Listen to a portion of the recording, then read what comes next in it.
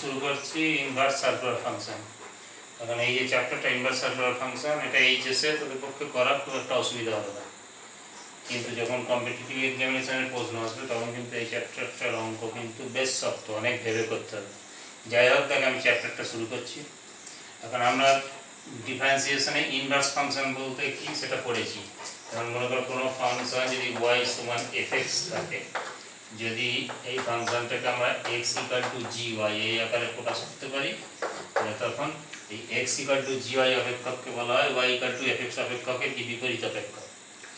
এখন এখানে আমরা লিখছি, মনে করছি যে x হচ্ছে যে কোনো বাস্তব সংখ্যা এবং x এর রেঞ্জ হচ্ছে -1 থেকে 1। আমরা একটা সম্পর্ক নিচ্ছি, মনে করি একটা সম্পর্ক নিচ্ছি x equal to sine theta, এটা একটা সম্পর্ক নিচ্ছি।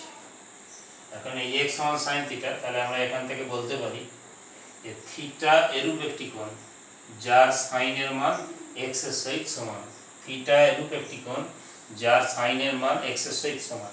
এটা কি গাণিতিকভাবে theta equal to sine inverse x দ্বারা প্রকাশ করা হয়।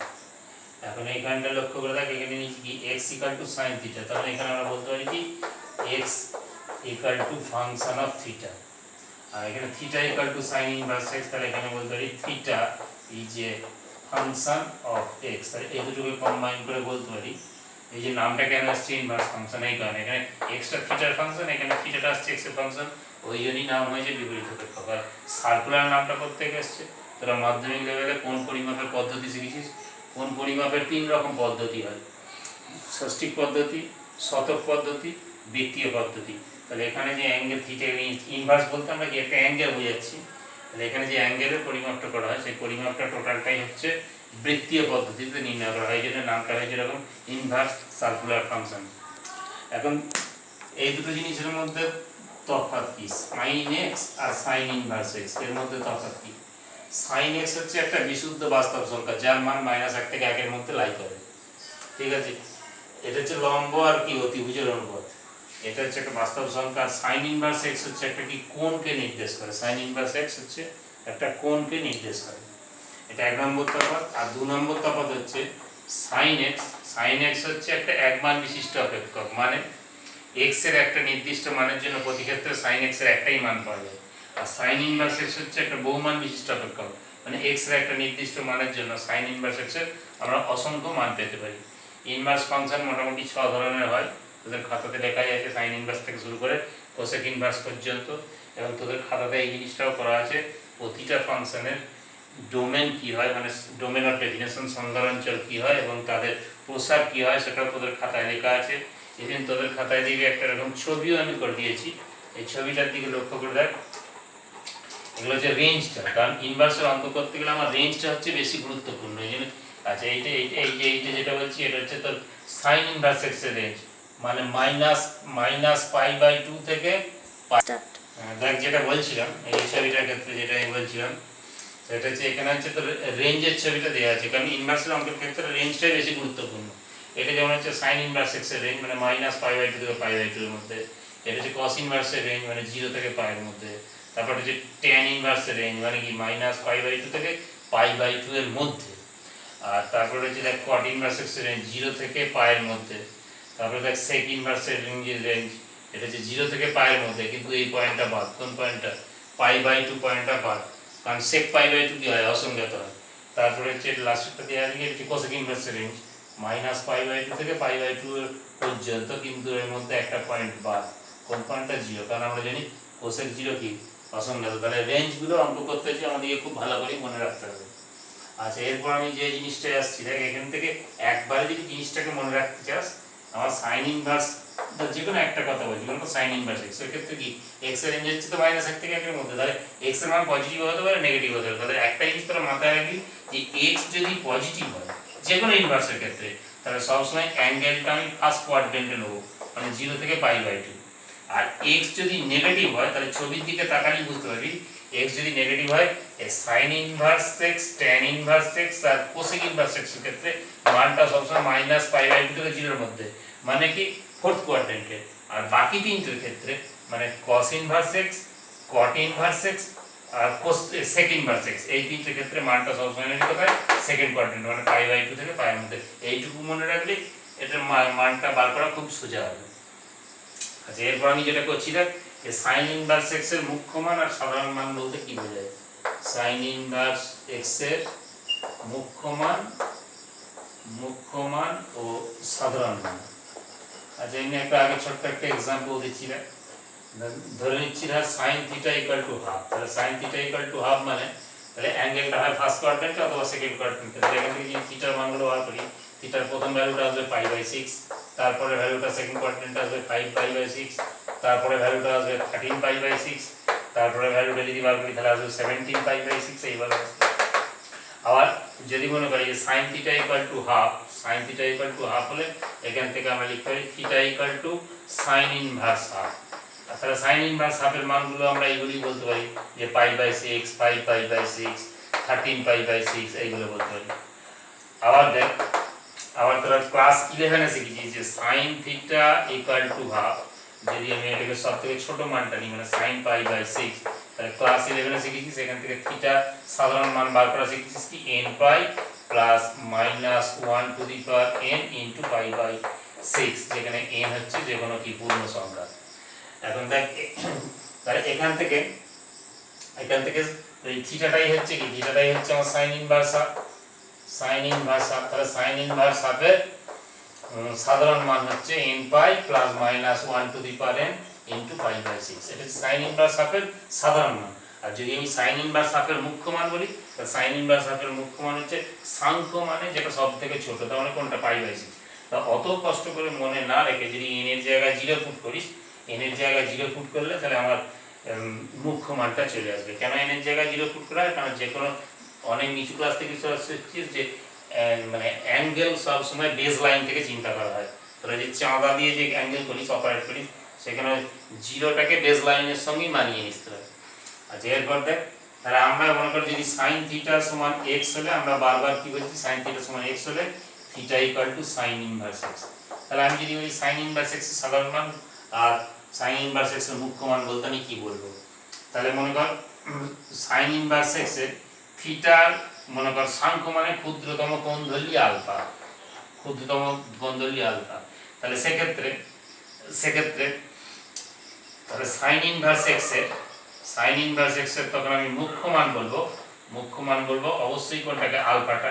এটা সবসময় খেয়াল রাখতে হবে, আমরা মুখ্য মান বলতে সেই মানটাই বোঝাচ্ছি সাইন ইনভার্স এক্স এর ক্ষেত্রে যেটা মাইনাস পাই বাই 2 থেকে পাই বাই 2 এর মধ্যে লাই করে।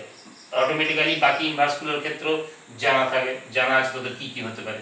আর এর যদি আমি সাধারণ মান বলি, তাহলে সাধারণ মানটা কি হবে, সাধারণ মানটা হবে n pi plus minus 1 to the power n into alpha.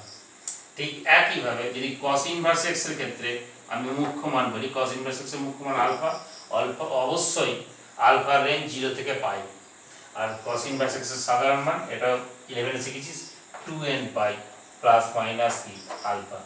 যদি tan ইনভার্স x এর ক্ষেত্রে বলি, tan ইনভার্স x এর মুখ্য মান অবশ্যই হবে আলফা, যেখানে আলফার রেঞ্জ হচ্ছে মাইনাস পাই বাই 2 থেকে পাই বাই 2 এর মধ্যে, আর সাধারণ মান হবে n পাই প্লাস আলফা। ঠিক আছে, তাহলে এগুলো হচ্ছে। এবার এখান থেকে দেখে একটা জিনিস জানার আছে, সেটা হচ্ছে যে আমরা বারবার তো এটা বলছি যে সাইন থিটা সমান x হলে theta equal to sine inverse x। দেখ, এখান থেকে দুটো রিলেশন তৈরি করা যায়।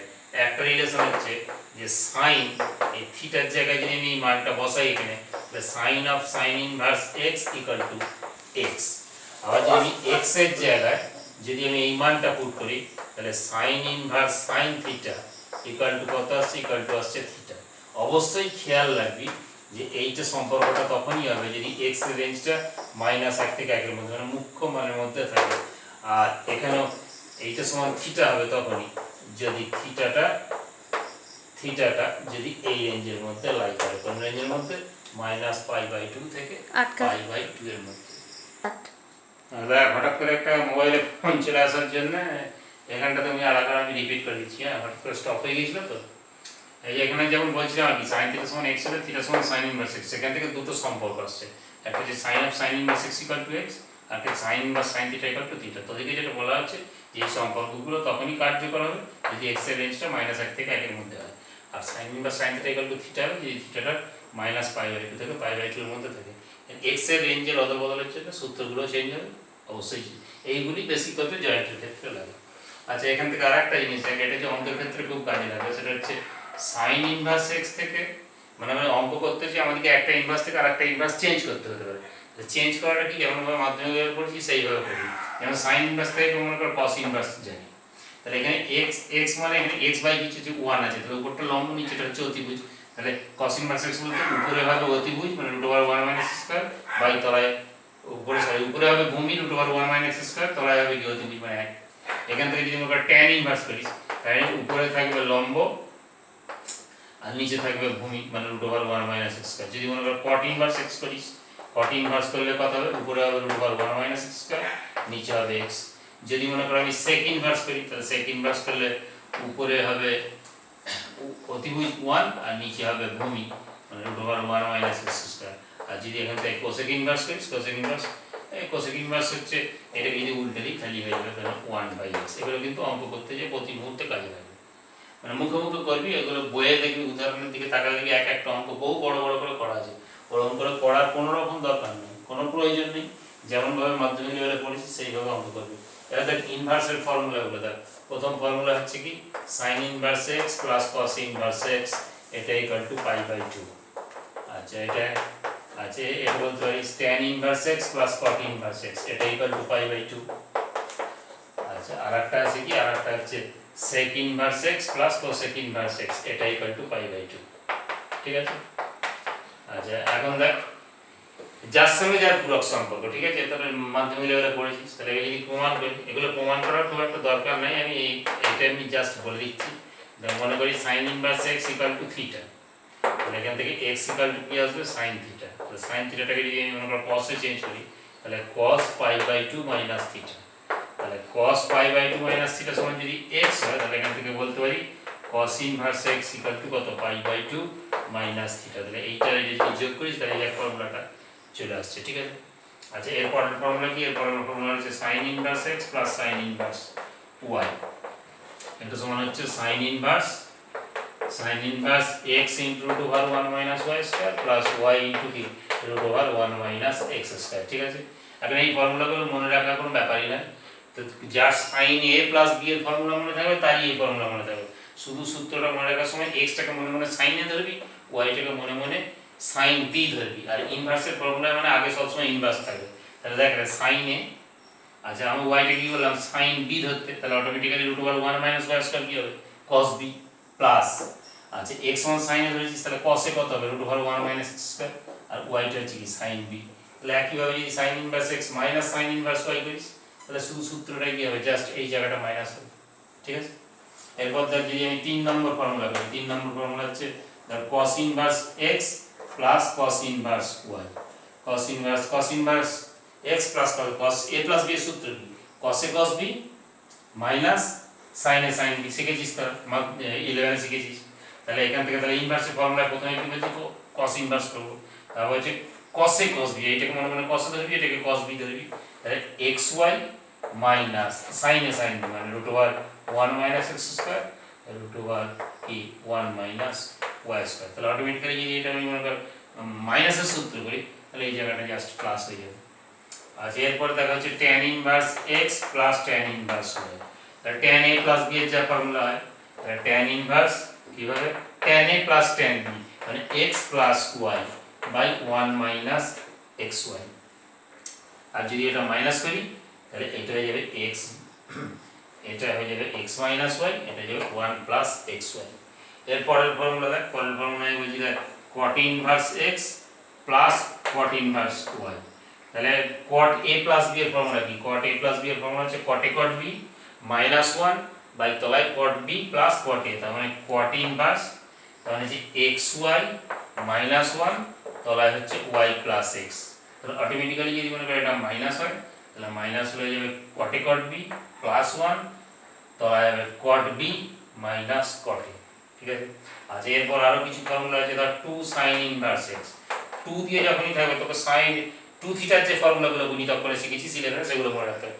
sin 2 থিটার ফর্মুলা কি হয়, sin 2 থিটার ফর্মুলা হয় 2 sin থিটা cos থিটা, তাহলে এখান থেকে যদি এক্সটাকে মনে মনে সাইন থিটা ধরিস তাহলে সাইন ইনভার্স 2 সাইন থিটা মানে 2x আর cos থিটা মানে হচ্ছে √1 মাইনাস x স্কয়ার। আর এই ফর্মুলাটা কি আরেক রকম ভাবে লেখা যাবে দেখ, তোরা জানিস cos 2 থিটা sin থিটা দিয়ে সূত্র আছে, কি হয় cos 2 থিটা সমান 1 মাইনাস 2 sin স্কয়ার থিটা। তাহলে এটাকে যদি আমি cos দিয়ে কনভার্ট করি তাহলে cos inverse 1 minus 2x square, ঠিক আছে। আর 2 cos ইনভার্স x এর ফর্মুলা cos 2 থিটার cos দিয়ে কি ফর্মুলা হয় 2 cos square theta minus 1, 2 cos inverse x সমান হবে cos inverse 2x square minus 1। আচ্ছা তারপরে আবার 2 tan inverse x, 2 tan inverse x এর মধ্যে এই সূত্রগুলো কি মানে sin 2 থিটার তোরা tan থিটা দিয়ে কি সূত্র শিখেছিস 2 tan theta by 1 plus tan square theta. তাহলে এখানে হবে sin ইনভার্স উপরে হবে 2x তলায় 1 plus x square. cos 2 theta tan theta দিয়ে কি formula 1 minus tan square theta by 1 plus tan square theta. তাহলে cos ইনভার্স উপরটা হবে 1 মাইনাস x স্কয়ার নিচেটা হবে 1 প্লাস x স্কয়ার। আর tan 2 থিটা tan থিটা দিয়ে কি ফর্মুলা না 2 tan theta by 1 minus tan square theta.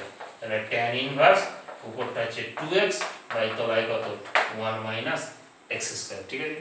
এই একই ভাবে 3 থিটা আবার 3 sin inverse x 3 cos inverse x 3 tan inverse x এর ফর্মুলা সেগুলো দেখি খাতায় লেখা আছে, এগুলো দিয়ে বইয়ে অঙ্ক মনে হয় একটাও নয় যতদূর সম্ভব। আচ্ছা তাই এখান থেকে দেখি একটা ফর্মুলা আমি জাস্ট তোদেরকে দেখাচ্ছি দেখ, এই যে tan inverse x plus tan inverse y এই ফর্মুলাটা একটু এক্সপ্লানেশনটা দেখ, এটা একটু বোঝার ব্যাপার আছে যে tan ইনভার্স সবার ক্ষেত্রেই হয় কিন্তু এটাই তোদের বেশি লাগে tan inverse x plus y by 1 minus xy, এটা আমরা বলছি নরমাল ফর্মুলা, ঠিক আছে। তাহলে এখান থেকে আমি দেখ চারটে কেস করছি। এক হচ্ছে আমি ধর x সমান ধরছি হাফ y সমান ধরছি ধর 1/3। তাহলে এখান থেকে যখন আমার tan inverse half plus tan inverse ধর 1/3 ক্যালকুলেশন করব, এটা ক্যালকুলেশন করলে tan ইনভার্স 1 আসবে, ঠিক আছে। আচ্ছা 2 নম্বর করছি ধর x সমান ধরছি ধর 2 y সমান ধরছি ধর 3। তাহলে এখান থেকে যখন আমি tan inverse 2 plus tan inverse 3 calculation করব, ক্যালকুলেশন করলে এটা tan ইনভার্স -1 আসবে, ঠিক আছে। আচ্ছা 3 নম্বর করছি দেখ যদি মনে কর x সমান আমি -1/2 ধরি আর y সমান যদি আমি -1/3 ধরি তাহলে tan inverse -1/2 plus tan inverse -1/3 এটা ক্যালকুলেশন করলে tan ইনভার্স -1 আসবে।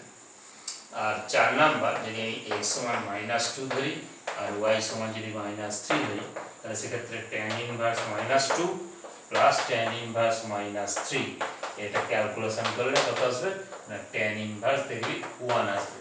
এখন আমরা tan ইনভার্স x এর ক্ষেত্রে tan ইনভার্স x এর রেঞ্জ আমরা কি জানি tan ইনভার্স x এর রেঞ্জ জানি -π/2 থেকে π/2 এর মধ্যে। তাহলে কি ব্যাপারটা হচ্ছে তাহলে কি এইটার অ্যানসার π/4 হবে, এটার অ্যানসার π/4 হবে, এইটার অ্যানসার -π/4 হবে আর এইটার অ্যানসার -π/4 হবে, তা কিন্তু ব্যাপারটা নয়।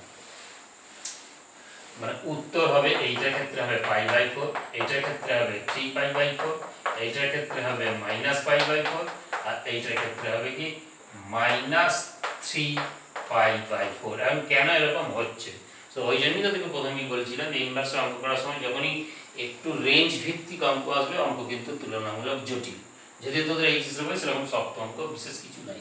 দেখ আমি এক্সপ্লানেশনটা করছি, এই যে tan ইনভার্স হাফ আর এই যে tan ইনভার্স 1/3 এই যে আমরা মান দুটো নিয়েছি না এই মান দুটো হচ্ছে এই মান দুটো মানই 0 থেকে π/4 এর মধ্যে লাই করে, 0 থেকে π/4 এর মধ্যে মানে দুটোই 0 থেকে 45 ডিগ্রির মধ্যে থাকে। যখনই যোগ করব যোগ করলে এটা 0 হয়ে যাবে, এটা হয়ে যাবে কি tan inverse half plus tan inverse 1/3 আর এটা যোগ করলে হয়ে যাবে কত π/2, ওই জন্য অ্যানসারটা π/4 দিচ্ছে, ঠিক আছে।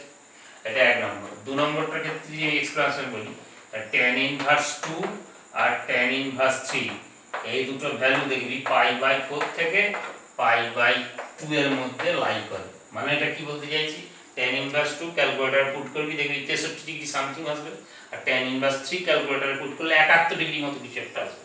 তাহলে যখনই তুই দুটোকে যোগ করবি যোগ করলে বাদিকটা π/4 যোগ করলে π/2 হয়ে যাবে, মাঝখানটা হয়ে যাবে tan inverse 2 plus tan inverse 3 আর এই দিকটা যোগ করলে এসে যাবে পাই। তাহলে উত্তরটা কত থেকে কত মধ্যে আসছে π/2 থেকে π/4 মধ্যে, ওই জন্য এই উত্তরটা কত নিয়েছি 3π/4।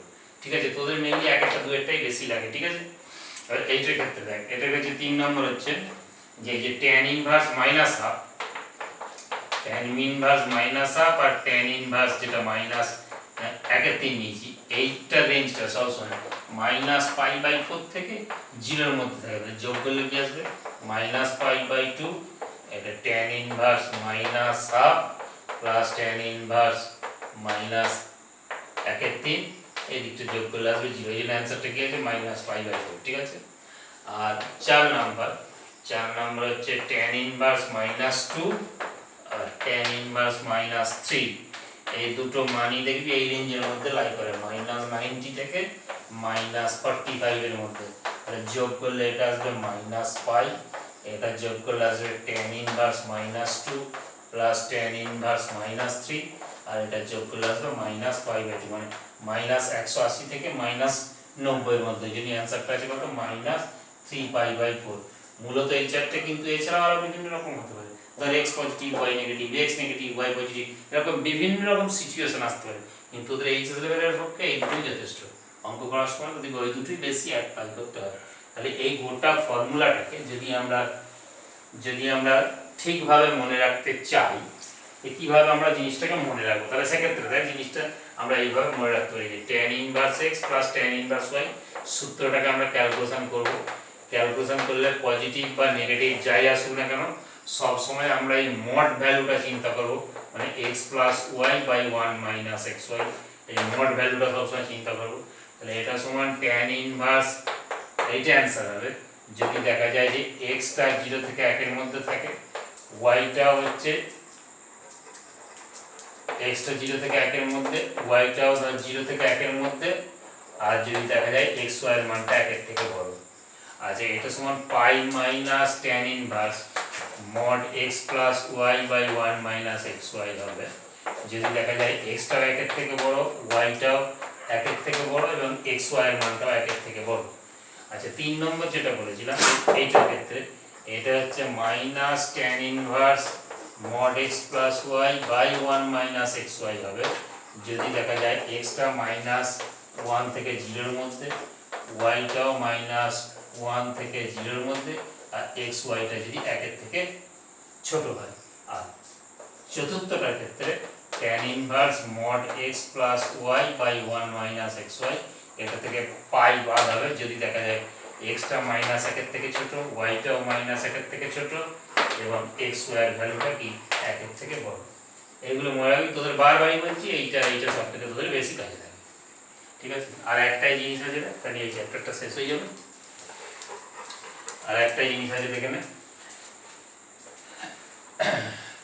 যে sin inverse minus x, sin inverse minus x সমান তোদের খাতায় লেখা আছে দেখি minus sin inverse x, cos inverse minus x এটা সমান কি, এটা সমান হচ্ছে পাই মাইনাস cos ইনভার্স x। বাকিগুলো দেখবি খাতায় লেখা আছে, আমি এই দুটোই তোদেরকে দেখিয়ে দিচ্ছি, দেখ কিভাবে আসছে।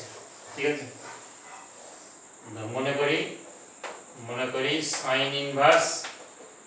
sin inverse minus x equal to theta ধরে নিলাম। তাহলে এখান থেকে আসছে কি minus x equal to sine theta, তাহলে এখান থেকে x সমান আসছে কি মাইনাস সাইন থিটা। আচ্ছা, মাইনাস সাইন থিটাকে লিখে নিচ্ছি কি সাইন অফ মাইনাস থিটা লিখতেই পারি, এই জায়গাটা শিখেছিস। তাহলে সাইন অফ মাইনাস থিটা সমান যদি x হয়, তাহলে sine inverse x equal two minus theta. ঠিক আছে, এবার যদি আমরা থিটার ভ্যালুটা পুট করি, থিটার ভ্যালুটা কি ধরেছি সাইন ইনভার্স মাইনাস x, এই মাইনাসটা এইদিকে এসে কি হয়ে যাবে মাইনাস সাইন ইনভার্স x। ঠিক একইভাবে কসের ক্ষেত্রে হচ্ছে ধরে নিচ্ছি ধর cos ইনভার্স মাইনাস x এটা ইকুয়াল টু থিটা, তাহলে minus x equal two cos theta, তাহলে x equal two minus cos theta. এবং সাইনের ক্ষেত্রে এটা যেন করছি, cos-এর ক্ষেত্রে হবে, cos-এর ক্ষেত্রে এটা করতে হবে যে cos পাই মাইনাস থিটা। অনেকে বলতে পারে cos পাই প্লাস থিটা করতে পারি, তাহলে তো মাইনাস cos থিটা হবে, কিন্তু এটা সব থেকে যেটা ন্যূনতম সেটা ধরতে হয়। তাহলে এখান থেকে যদি আমি লিখি, তাহলে এখান থেকে cos inverse x equal to কত আসছে পাই মাইনাস থিটা, তাহলে এখান থেকে থিটা সমান আসছে কি পাই মাইনাস cos ইনভার্স x। আচ্ছা এবার এখান থেকে যদি আমি থিটার ভ্যালুটা পুট করি, থিটার ভ্যালুটা পুট করলে আসছে cos ইনভার্স মাইনাস এক্স সমান ডান দিকটা হয়ে যাবে কি পাই মাইনাস cos ইনভার্স এক্স। তাহলে থিওরি এখানেই শেষ। বাড়িতে অঙ্ক কর, থিওরিটা ভালো করে দেখবি, ভিডিওটা ভালো করে দেখে বাড়িতে অঙ্ক কর। আমি কিছু অঙ্ক কাল পরশুর মধ্যে আমি পাঠিয়ে দেবো।